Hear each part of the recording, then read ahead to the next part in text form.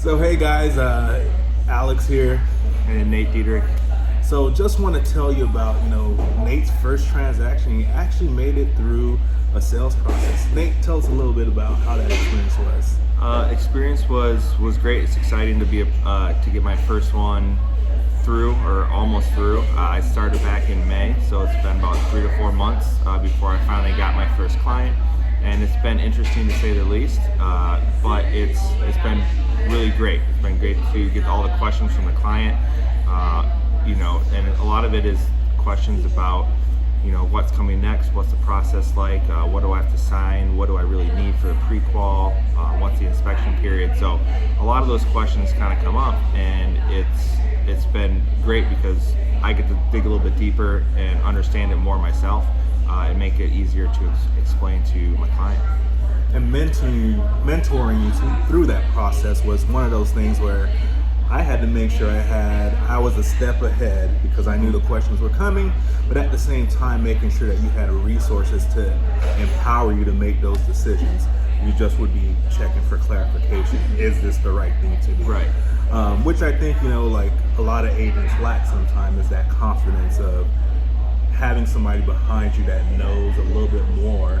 So that way, as a team, you may have 4 months experience, right, but you have over 20 years experience within the brokerage that you can use. Exactly. So with your clients, what do you think one of the biggest things that was a hurdle that you had to get past? Was it more emotion or more logic? Definitely emotion. I think my client had bought a house previously in the past, no longer in that house, but wanting to move quickly through that process. They get excited about every house, and so kind of getting them to hold their emotions down when they see the first house that they like, they want to move through it. Although we did actually purchase the home that they first saw, but we did go see some other homes on top of that as well, and it's just making sure they keep those emotions down so they make that decision that's best for them, and not just because the house is available. And I think that's one of the key things I tried to get across with you, is just like, hey, make sure that they're not bought into a house before we put in an offer. And I think one of the first ones they wanted to look like was under offer, had an offer on it as Yep. soon as you went to go press showing time. Yep. And that's something I think that a lot of us, you need to have the confidence to tell your client, like, hey, I know you're excited, but there's some things that we need to think about, to make sure that we have done. One being the pre-qual. We had to get through that hurdle, right? Right. It took about a week. Just the process, that they weren't fully aware of the process, and again, it's making sure you're educating them on that.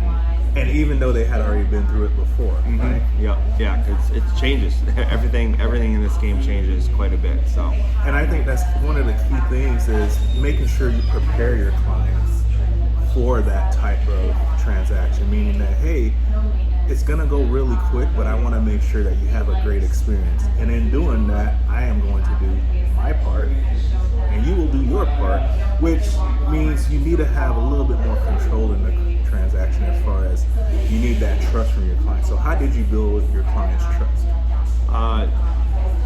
I think just having that knowledge and having the answer with them right away.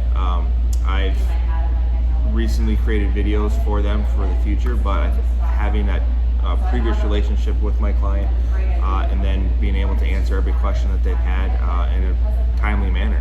When they have a question, you got to be able to make sure you handle it that day, not the next day or a couple of days later. You're kind of at their beck and call.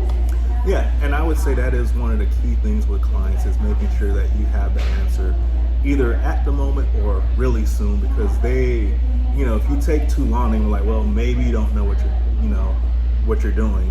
And that's one thing you don't want your clients to feel, is the fact that you're not the subject matter expert. But a lot of times, we do have to refer them back to their lender or to an inspector. We do stay in our lane, that is for sure, because sometimes we might know the answer, but it is not my job to answer that question. So therefore, I refer them back to the source to that answer so they can hear it from them, which is one of the key things about real estate, is making sure you stay in your lane. We could overreach and quote interest rates or certain things about the inspection, all I can do is point out red flags in the inspection, like things that visibly can be seen, but the inspector can confirm what exactly that we're looking at. So thank you guys for listening in on us today. You know, if you need anything about real estate, don't hesitate to contact